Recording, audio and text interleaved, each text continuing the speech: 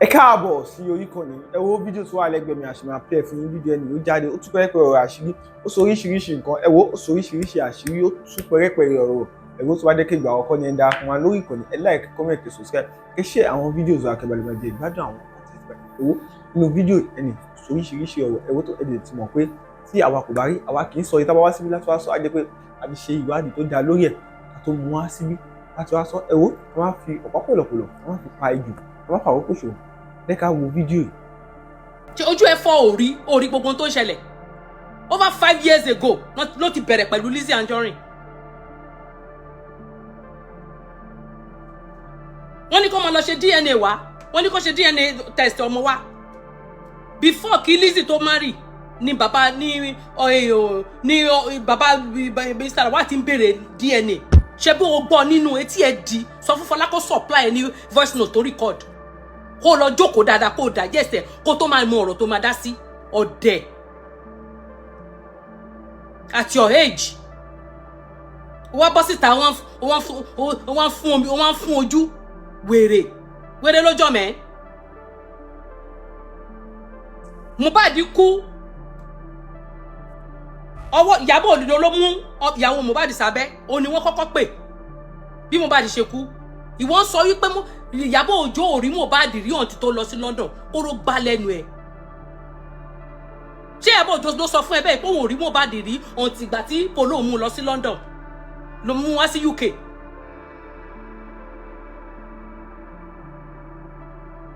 ṣọ́dẹ̀ ni ẹni so gbogbo bí tí wọ́n ti dúró pẹ̀lú Iyabo Ojo tán ti ṣe skit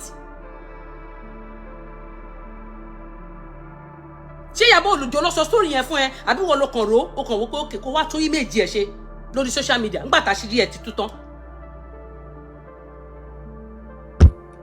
nígbà tó ti rí pé Iyabo ti ń rìn bébì ẹ̀wọ̀n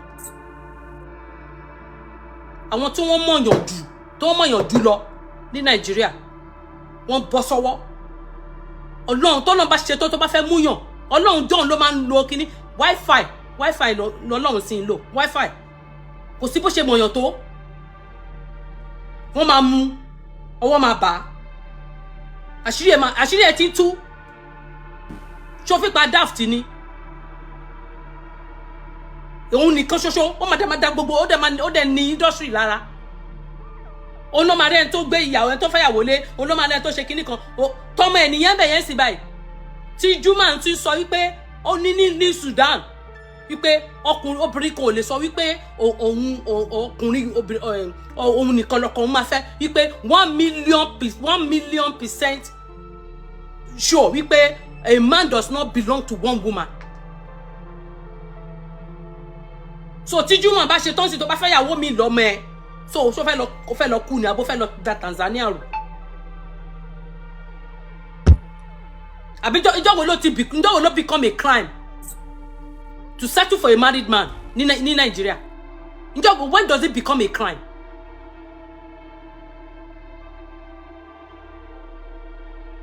When does it become a crime? tí gbogbo yín náà ṣe yanyanyan bí ọmọ ẹ̀dẹ̀ ṣe yanyanyan bí ọmọ lékéwú àtàgbà àtọmọ kékeré kò wá sílẹ̀ tọpọlọ rẹ̀ tiẹ̀ wá pẹ́nu yín.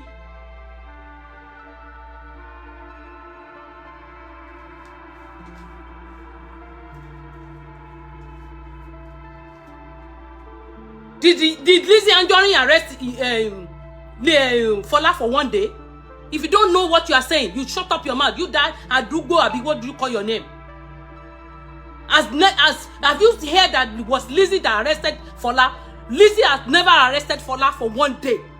Go and ask properly. Go and ask those people. Don't find any fake news. Lizzy Anjorin has never arrested Fola for one day. Hello, bere. Àwọn náà gbé Lizzy lọ sí court. Lọ fi ọlọ́pàá gbé Lizzy. Lizzy ò arrest Fola. Gbogbo ilé ìdáná tó wọ́n kàn manipulate story fún yín ni. Lizzy ò arrest Fola for one day. Ẹ bèrè. Tí Fola tó bá mi mọ bí nǹkan tí Lizzy máa ṣe nbá pe Lizzy ká ní mo ti sọ fún mo fẹ́ ṣe show yìí nbá pe Lizzy sórí line máa bèèrè lọ́wọ́ ẹ̀ ǹjọ́ wo ló arrest Fola. Ara nǹkan tí mo sọ nìyẹn mọ̀ di ọ̀rọ̀ mọ̀ tó ń ṣẹlẹ̀. You don't know what is going on. Nǹkan tí wọ́n wá story tí wọ́n wá fún yín lórí social media ó ní gbogbo yín believe irọ́ ni wọ́n pa fún yín. Lizzy ò arrest Fọlá for one day. Mélòó lára Fọlá? Tí Lizzy bá fẹ́ arrest Fọlá ṣe Fọlá Lizzy ò ti ní gbé Fọlá ni. Gbogbo ilé kan sọ wọ́n gbé mi lọ high court. Àwọn náà ń gbé Lizzy lọ. Àwọn náà because they want to collect money. They want you to donate. Ó ní wọ́n ṣe ń sọ fún yín pé wọ́n ti arrest Fọlá o. Ṣé bí Kwame jẹ́wọ́? Ṣé bí Kwame sọ? Àbí Kwame ò sọ ni? Ṣé bára wọn ni Kwame? Nígbà tí àárín wọn dàrú, ẹ lọ pé Princess Mopelola máa fún yín ní the full gist of this story. Ṣé bí Mopelola àti Dorcas jọ lọ sí Nàìjíríà ni? Tó fi lọ ṣe death certificate tó tún wọ́n máa gbé Fọlá lọ sí Canada. Tó lọ ṣe death certificate ẹni ẹlẹ́ni tó wà láyé tí ò tí kú. Ṣé yẹn lásán kò tí tó nǹkan tó yẹ kán gbé Fọlá lé lórí? But Lizzy Anjorin has never for once mi lè sọ lánàá o gbogbo bàtà ń sọ yẹn Lizzy ò arrest Fọlá Lizzy kò ló ń arrest Fọlá story tèmi mọ̀ ni tí mo wà nínú ẹ̀ dáadáa.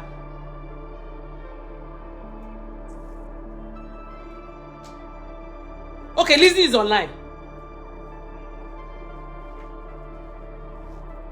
Lizzy ò arrest Fọlá for one day. I am telling you the truth. Gbogbo ilé tẹ́ ń gbọ́ yẹn ilé tán wá sọ yẹn irọ́ náà pa wọ́n portray Lizzy bí èèyàn burúkú gbogbo tán sọ yẹn irọ́ náà pa mọ́ Lizzy for good 4 years Lizzy fi dákẹ́ tó fi sọ mo ń bá Lizzy sọ̀rọ̀ gbogbo ìgbà tó fi dákẹ́ yẹn èmi ń bá sọ̀rọ̀ I know what I'm saying.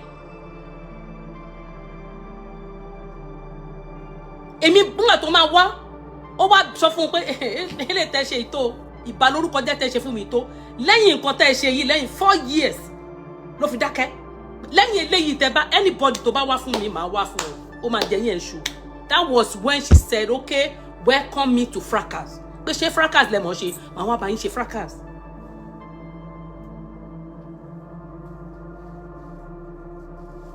pé you think you are not intelligent ó sọ fún wọn pé you are not intelligent. ó jẹ́ ká mọ̀ pé they are not intelligent. Pé gbogbo irọ́ tán pa wọ́n kàn mú rọ́ how is it possible? Nígbà tó wọ́n fẹ́ ọkọ nígbà tó bá obìnrin méjì lé àwọn yìí ò pariwo síta nígbà tí wọ́n dé tó lé wọn síta tó gba ọkọ mọ́ wọn lọ́wọ́ nígbà tó bẹ̀rẹ̀ sí ní máa yẹn lára máa tó fi lè kó kúrò nú ilé fún ẹ tó wá lọ Scott lọ́dọ̀ rẹ̀ ní Kòròdú come on ṣé inú ilé Fọlá ni Mr. Lawal wà nígbà tí òun àti kíní fẹ́ra ni no. He wasn't living with Fola. He was living with his friend ní Kòròdú. That was the reason why tó ṣe hen tó jẹ́ pé ńgbà tó ṣe ìyàwó bí nǹkan ńbo ló fẹ́ lọ. That was why she ended up in Lekki. Àbẹ́fẹ́ kí Lizzy kó lọ Kòròdú ni. Come on nǹkan tí ẹ lè gbà nǹkan tí ò lè ṣẹlẹ̀ lẹ máa ń kun kankan egun etí mọ́.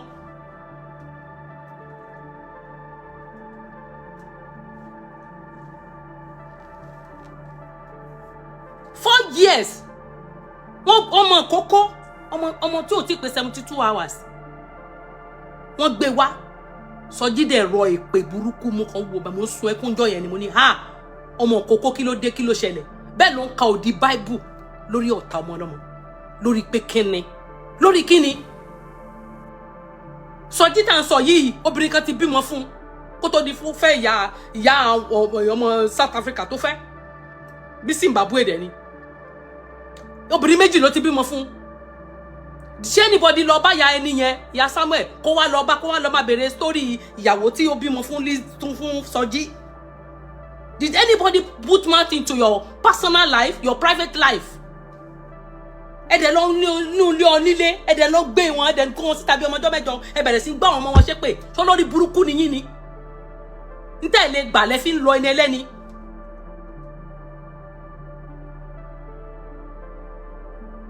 Nobody arrested Fola. They are the one that went to station that arrested. Àwọn náà lọ arrest ọlọ́pàá náà invite Lizzy sí police station. Reason tí wọ́n ṣe arrest Fola ni pé Fola ń record ọlọ́pàá. Gbọ́ yìí òun follow ohun tó ń ṣẹlẹ̀ ni. Fola ń record ọlọ́pàá secretly. Wọ́n dẹ̀ ka People on record. That was why the reason why she was arrested. On record àwọn ọlọ́pàá fún this lover.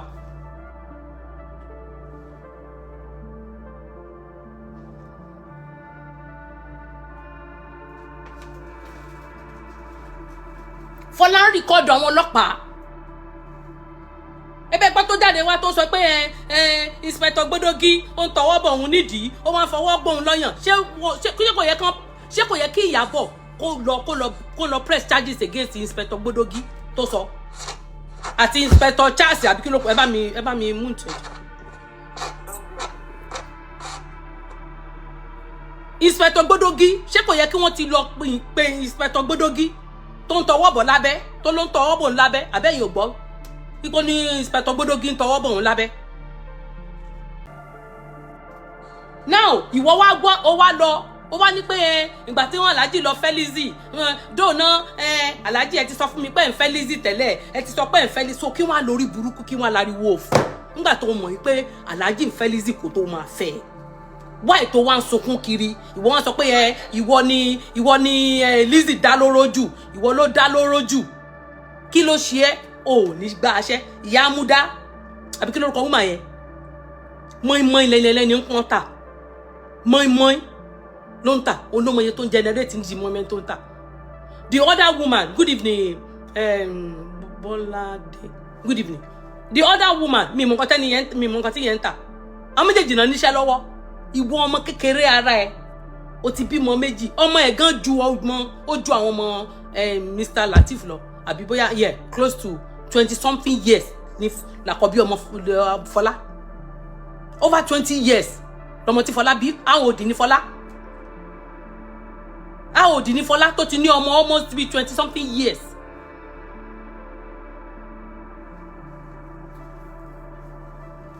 Ṣé torí pé lọ́mọ lọ́wọ́ yẹn ni kó má níṣẹ́ kó má nígbàṣẹ́ kò níṣẹ́ kò ṣàbọ̀ nígbà tí ó kọ́kọ́ lọ sọ́dọ̀ Sọjí nígbà wọ́n máa donate owó fún 5-something million ni wọ́n donate fún. I'm talking about 5 years ago. You know what 5-something million can do? Ó lọ ó bọ̀ kó tó dé ó ti squander owó ó ti ná owó tán dá fún ó ti ná tán ó lọ ṣe party ọmọ ẹ̀ pé 1 year ńgbà yẹn ó lọ ṣe birthday ó lọ fowó ṣe birthday fọ́mọ ìwọ tó ní gbàṣẹ́ lọ́wọ́ tó ń ṣe party fọ́mọ ó lọ ṣe elaborate birthday fọ́mọ. A máa raṣọ a máa lọ party bẹ́ẹ̀ ṣe ní lágbo Wàsíù Àyìndé lẹ́ máa rí lágbo Pasuma lẹ́ máa rí lágbo Màláìkà ó dẹ̀ kọ́ ọmọ dání. Now of recent nígbà tí ọ̀rọ̀ yìí ṣẹlẹ̀ yín sí yìí kí ló ń porúkọ ẹ̀ kí ló ń wúmà yìí tó ń godmother wọn Rosula òun ló gba ọmọ ẹ̀ tó fún ní ọmọ ẹ̀ ní scholarship ọmọ méjì tó dàgbà yẹn wọ́n fún ní scholarship ni wọ́n fún ọmọ yẹn ní scholarship.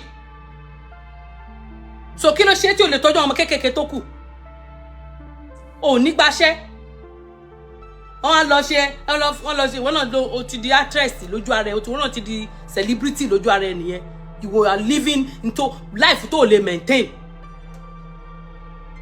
Ìwọ lọ láì làwọ wá jáde wá ń tẹ́wọ́ pé she's a good person àní kì í ṣe good person.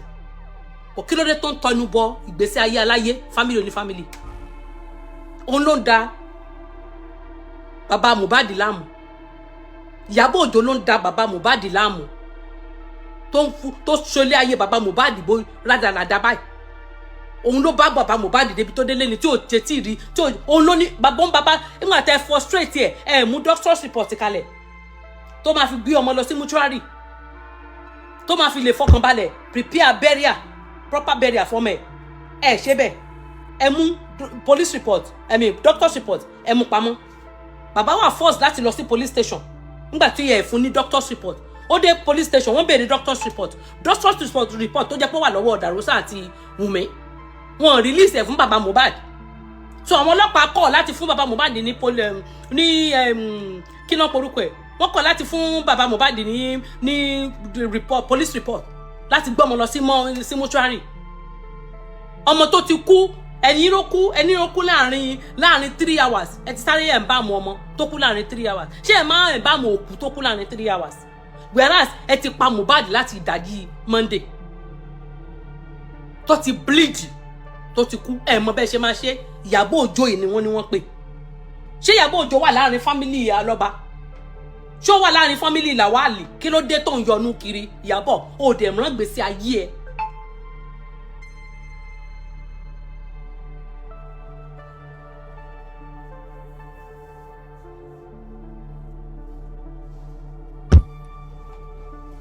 You can come upstairs. Come upstairs. Come and tell us what is going on. Come and tell us. We are saying what you brought on social media. The Wura. Which video is on social media? Ìyá kí ló porúkọ ẹ̀ jáde wá. Ìyá kí ló porúkọ Alájà yẹn jáde wá. Ó sọ story tí ó bára wọn mu. You are just full of manipulation.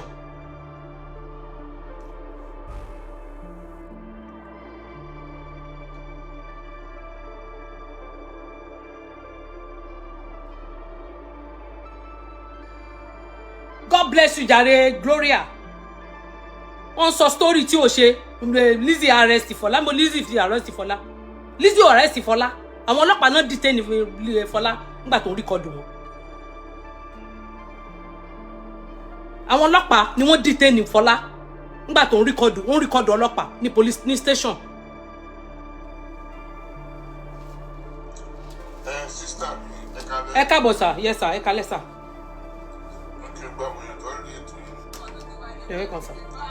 Ta nìyẹn lady queen. Yes sir. Wọ́n gbọ́ yín sir.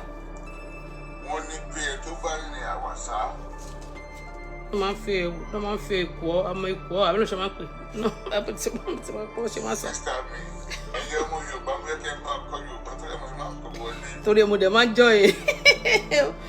jọ ìbọ̀bọ̀ tó bá ṣe kinní yẹn. Wọ́n ní ẹni tó bá rí ní àwàsá náà máa ń fi kùrọ̀ lọ àbí nǹkan. àdàfún wọ́n ní tó bá ní àwàsá wọ́n náà máa ń fi kùrọ̀ lọ. Bẹ́ẹ̀ni. Ló dífá fún baálẹ̀ Tuntulu. Ó fẹ́ràn lódò. Omi bá ta sí lára kò mọ̀ sí ìfura. Ṣé ilé ayé tá a wà yìí? Wọ́n ní dẹ́ẹ̀dẹ́ mìíràn ọ̀. Dẹ́ẹ̀dẹ́ mìíràn ọ̀ bẹ́ẹ̀ ni. Ó dẹ̀ máa ń sọ fáwọn èèyàn pé tí ọba ti lè gbà nítorí òun bá ti lè gbà kó má fi lọ́tà kíkà. Exactly. Lórí pé ilẹ̀ yìí tá a wà yìí, wọ́n ní all animals are equal except the one that climb to the trees. Àparò kan lè gájú kan lọ àfi tó bá gorí ebè. Tó bá dẹ̀ gorí ebè ni kò sọ àtọ́kùn ajábọ́ kó mọ̀ lọ ṣubú délẹ̀ tí ó tún máa kú ní ọ̀tọ̀ wà lè lọ. Ṣé ìwé tí Iyabo Ojo fi ṣe mi ò blame ìjọba Nàìjíríà ni mo blame. Because if Nigeria government is functioning very well, mainly Lagos State, a state of excellence. Tí ìgbàdé lọ́ra bàràbàrà báyìí, with the population of millions of people in Lagos. Ṣé káwọn èèyàn tí ò dín ẹbí tí ò lára tí ò lọ tó máa dààmú ìjọba rígbórígbó. Tẹ́gbà ti fi owó tọrọ fún àwọn àrísítò wọn sí kò sún tó wà láyé tábí ọ̀run òkè ń gbọ́. Láyé Solomon ó ṣe níyàwó tó ó ní gbogbo báyìí tó pọ̀ rẹpẹtẹ lámọ̀yé àlè. Ìyàwó tẹ bá nílé tí ò bá tẹ́lẹ̀ ọ̀nà tó kó wọn akọ́ ìwé lọ. Kò change ní ti ọkùnrin ní àwọn ọlọ́lọ́gbò wọn tó tà lọ́fẹ̀ẹ́ fún yín. Débi pé odidi èèyàn máa ń sọ pé odidi ọmọ máa kú. Báyìí àlẹ́ báyọ̀ bá náà bá Yorùbá ní ìṣẹ̀lẹ̀ lọ́la. Ṣé orílẹ̀-èdè wa ṣe máa rúgbó ara wa náà? Ní ìyá tó jẹ́ pé ọmọ tó fún arúgbó ara bí ẹ tún ṣépè fún pọ̀tẹ́ máa. Ẹ máa gbádùn mi lọ sísá mi. Ọmọ yẹn wá jẹ́ fún ọmọ alálùbárí kàdé òkú ọmọ tó dẹ̀kú sínú ilé rẹ̀ tí èlò náà ti ti mọ́tò pa. Ká ló bá pẹ̀lú ìjọba tí Joseph Adébọ̀ bá lọ sínú ilé ẹ̀ ni. Wọ́n lè lọ ju ọ̀dọ́ mi. Wọ́n lè lọ jù síbì kan ní àwọn ọmọbi tó lọ. God bless you.